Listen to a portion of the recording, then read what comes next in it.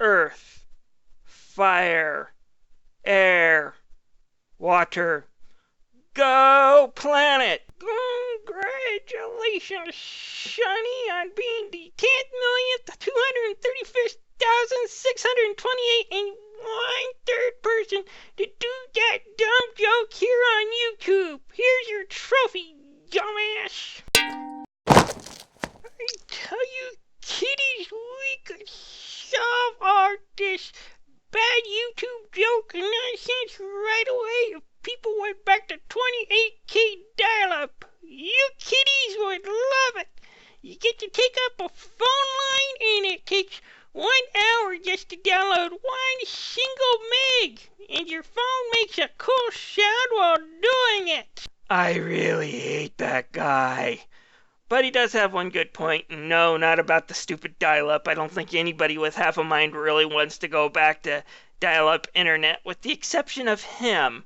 No, that joke is told every time someone reviews something from Avatar: The Last Airbender or The Legend of Korra, and it wasn't funny to begin with. Anyways, today I'm going to be taking a look at The Legend of Korra for the PlayStation 3.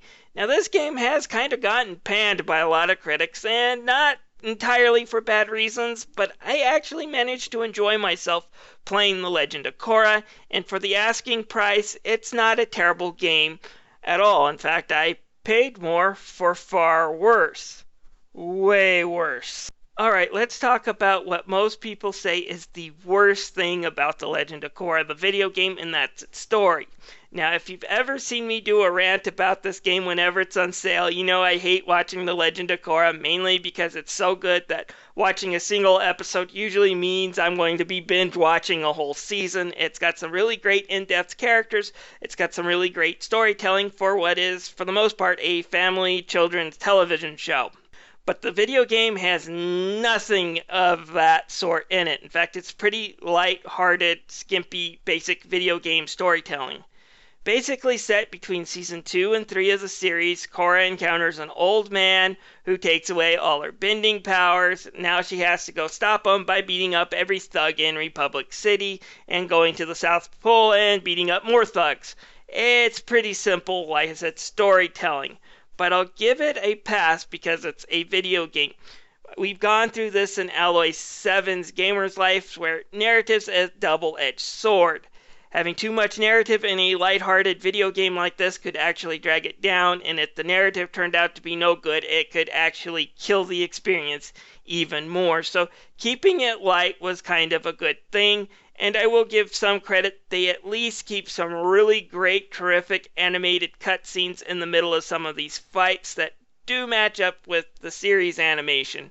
But if you're expecting a story that's as good as the series, it's not here. In fact, it's just pretty much Korra alone. Only Mako and Bolin have cameo appearances. The rest of the supporting cast is pretty much a no-show.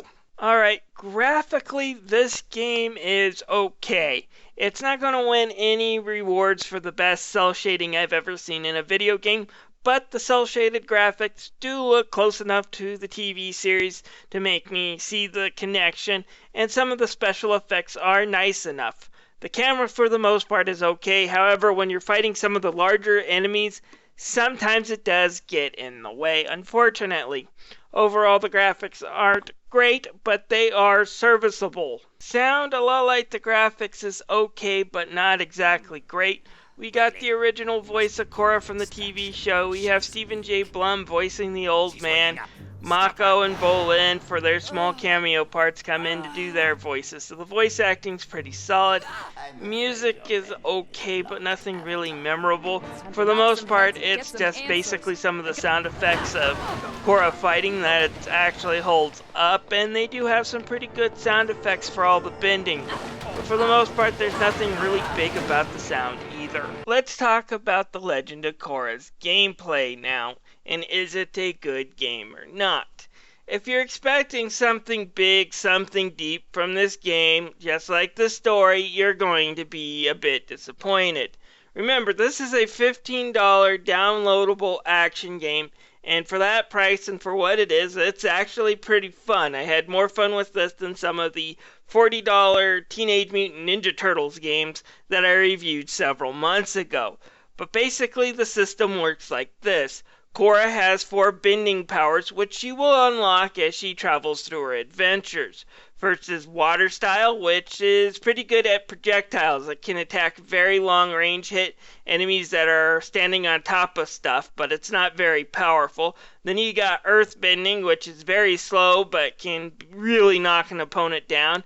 It can also stop people from blocking your attacks. You got Fire Bending, which is super fast, but very short range.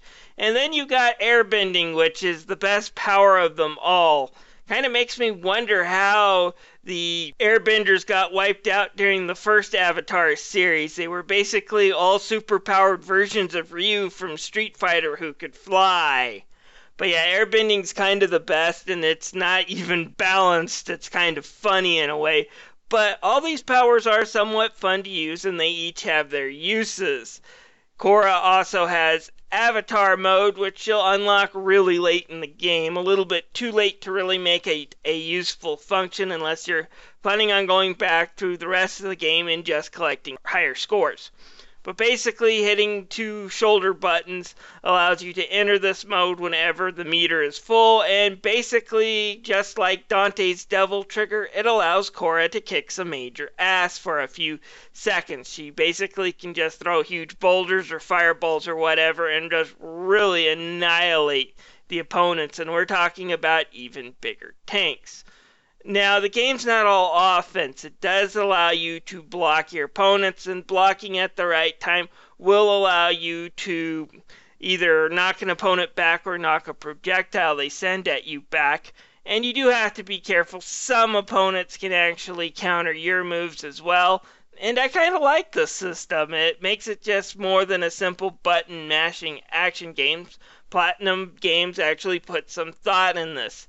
That said, it's a little bit too short. It's only about 6 or 7 stages long. And like I said, it doesn't have a lot of the charm from the series when it comes to the narrative and the presentation, unfortunately. But like I said, I have played way worse licensed games than The Legend of Korra. Alright, if you're expecting the same experience as you did with the TV series with this game, you are going to be deeply disappointed. The game was never meant to be as deep as the series. It does not have that type of gameplay or narrative. In fact, it kind of runs counter to what we found in the series. If you're expecting something to give you more of what that series had, you're going to be disappointed. However, if you're looking for a light action game that uses some of the elements from the series and is kind of fun, you could do worse than The Legend of Korra. If you can find this on a half-off sale where it's underneath $10, definitely pick it up. I don't think $15 is a bad price, but I got it for $7.50, and if you can get it for that amount, it's worth it for $7.50. I give it about a 3.7 out of 5, I would say.